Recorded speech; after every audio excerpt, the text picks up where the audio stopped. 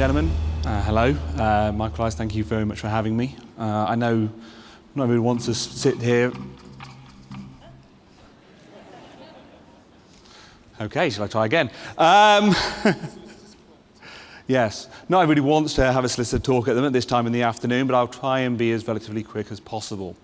I'm a commercial litigator, which means, on the whole, I spend my time trying to convince convince judges and commissioners who have their throat over my client's throat that they've not done things wrong.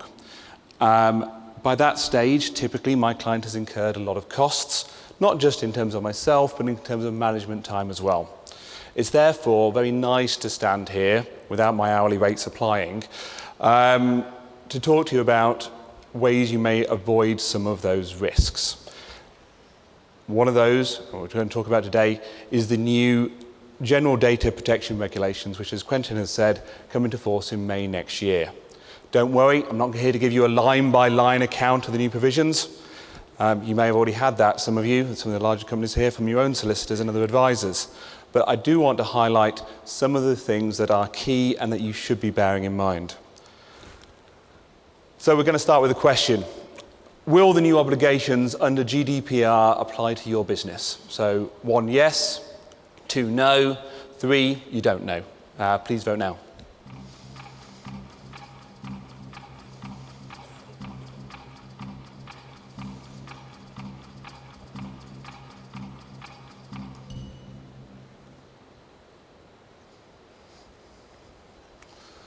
Okay, that's interesting.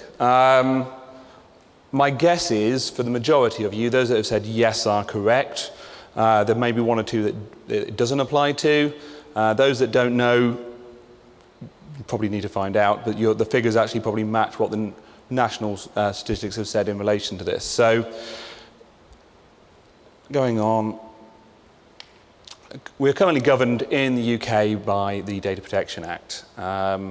This is an old piece of legislation, and as we've heard from many people, the world has moved on. The aim of the new regulations is to vastly increase the protection of all EU citizens. It's the biggest single change in the data protection market for over 20 years, as Quentin's already said, and the regulations put individuals firmly back in charge of their personal information. It will fundamentally affect businesses in the logistics sector. Indeed, it will affect any organisation that stores, processes or handles the personal data of EU citizens, irrespective of that organisation's size or where in the world that organisation is based.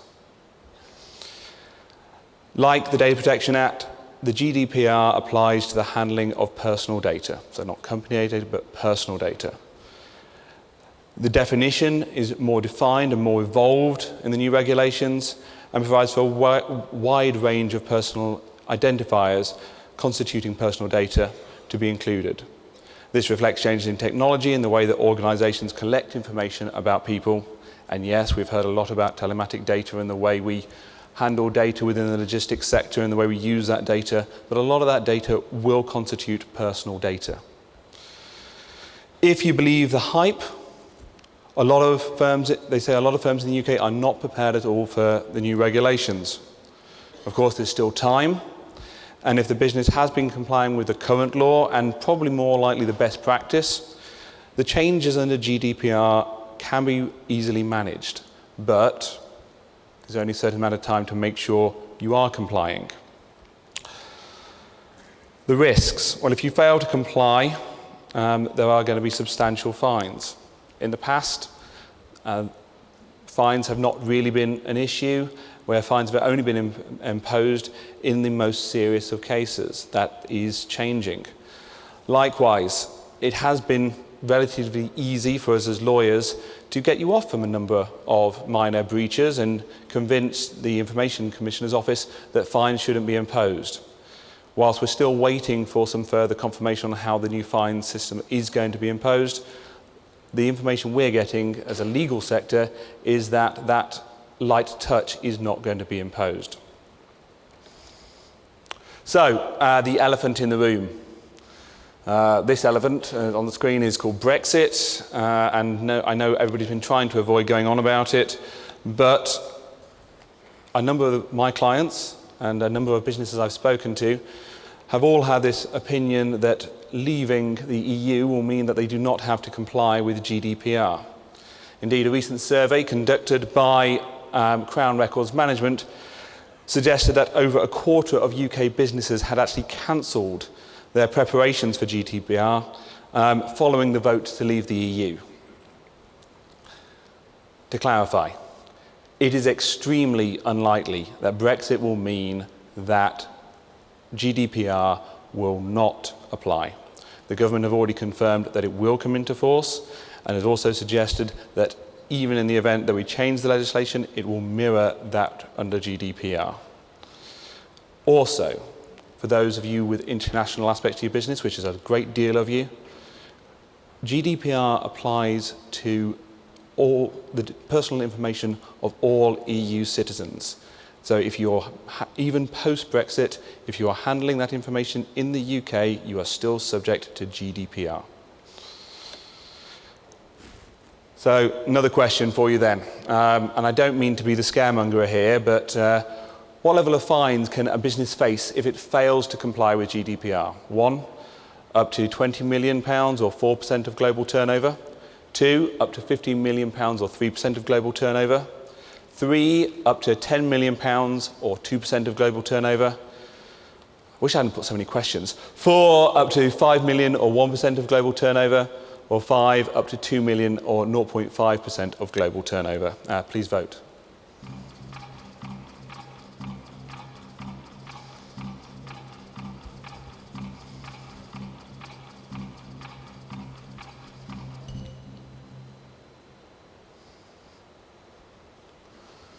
Okay, somebody may point out that's a trick question, but the majority of you are right. Yes, the uppermost fines level is 1, it's the 20 million or 4% of global turnover.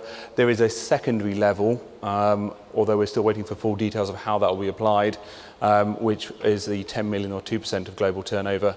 But really, if you're doing the maximum level of fines, it's 1. So, some key changes. The slide in front of you highlights some of the key changes, such as the reach of the legislation and the changes in accountability.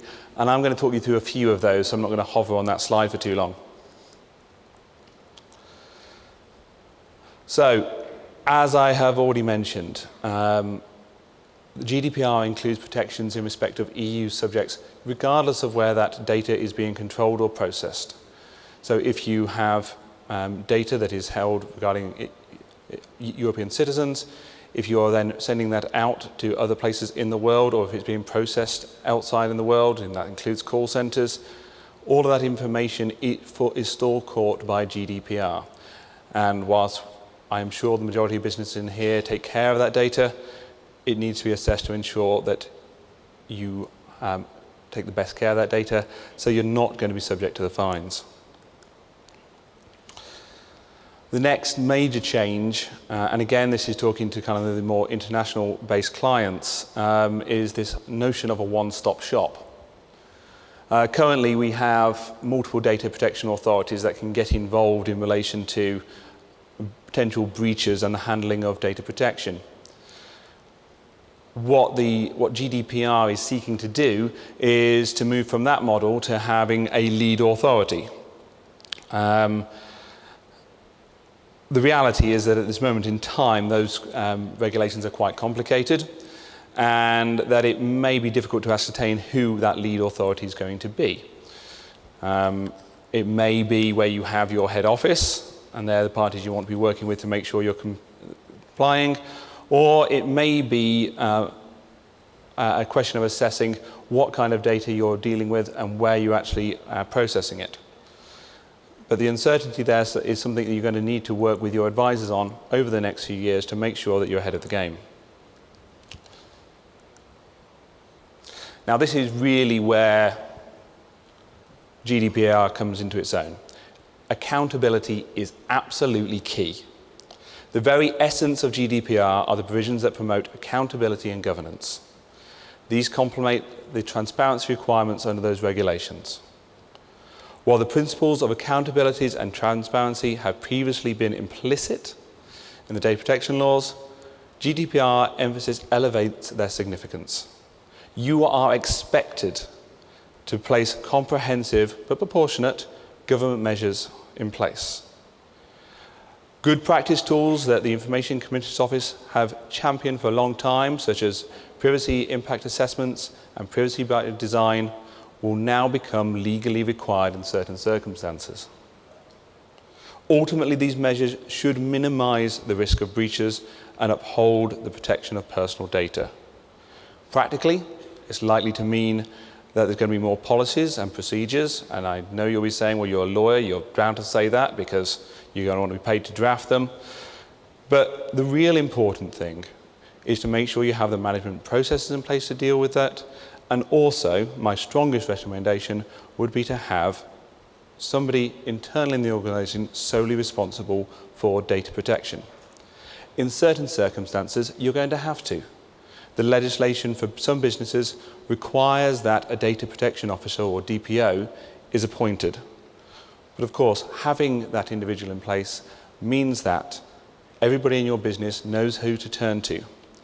And I'll come on to reporting obligations later, but you'll see why that's important. So, another question. Does your business already have a data protection officer or someone with the same specific responsibilities? 1 for yes, 2 for no, and 3, I think we have someone, but I don't know who that is. Please vote.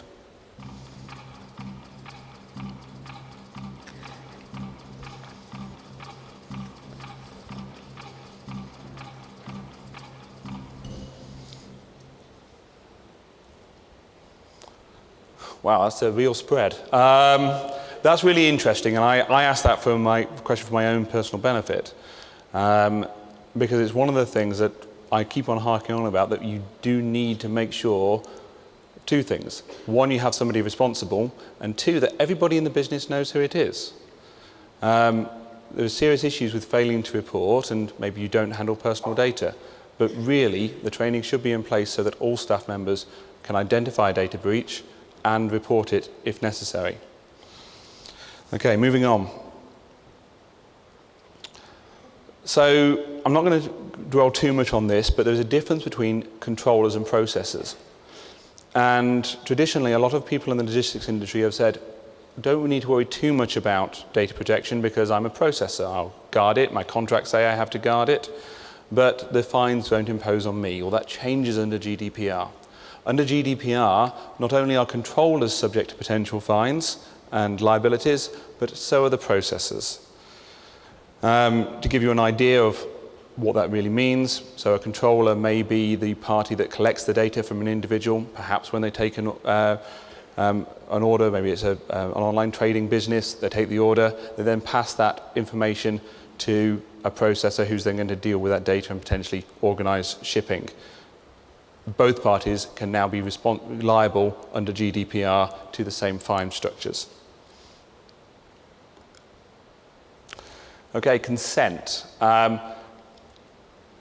Consent. When we talk about consent, we're really talking about the legal basis upon which you are processing someone's personal data. That consent may be express, or it may be out of necessity in relation to the performance of a contract. GDPR mandates that consent must be freely given, specific, informed, and unambiguous. And it must be articulated by a clear affirmative action. So what does that mean in practice? Well, it means that you can't assume consent based on inactivity, you can't have pre-ticked boxes, and you can't just simply include them in your terms and conditions. It will be crucial to ensure that your business can demonstrate the basis of consent and understand that obligations upon it depend upon how that consent was given. GDPR also requires you to make it clear that an individual can withdraw that consent at any time, and if they do, they have the right to erasure, which simply means the right to be forgotten. So finally, well, almost finally, reporting and fines. Under the Data Protection Act, there was a very limited obligation on reporting to the ICO, and there was no specific obligation to report to those affected, although the ICO recommended it. That changes. You are now under an obligation where there is a breach of data protection regime to report to the ICO, or you will be as of May next year, within 72 hours. Where that breach may harm specific individuals, you must report to them without undue delay. Those obligations are backed up, and that's really where the fines come into play. So as I said before, we're still waiting further guidance on how those fines are going to be applied and in what way. But fundamentally, maximum risk is 10 million euros or a large percentage of your global turnover. Finally, beyond the imposition of administration of fines for data and security breaches, the regulations enhance individuals' rights for claims against your companies for compensation. That may sound like music to the lawyers around, but the reality is we would all rather you be prepared and not face those types of claims. So finally, some questions to ask yourself for.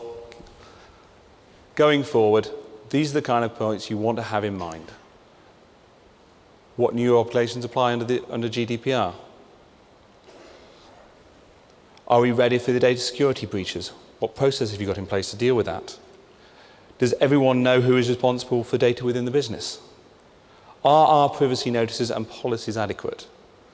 And how do we, and maybe you want to start that all off by going back to basics and asking yourself, how do we use personal data? Don't leave it until the last minute, because otherwise you'll be knocking on people like my doors to sort out the problems after they've incurred, and I assure you that will cost a lot more. Thank you.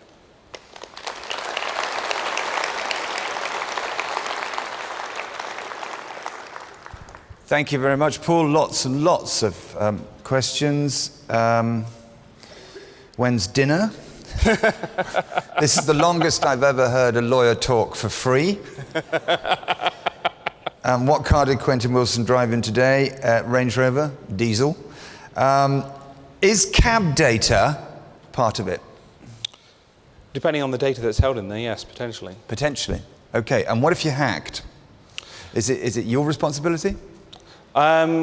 Your responsibility is to have specific systems in place to try and prevent that. And there's further regulations and laws that are coming into place to deal with the obligations that you will be under to have those systems in place. That's slightly separate to GDPR, but there is further legislation coming into place that you should also be aware of. Okay. Complicated. He is an expert in the subject. I suggest if you have any queries, you talk to Paul. Thank you very much indeed. Thank you,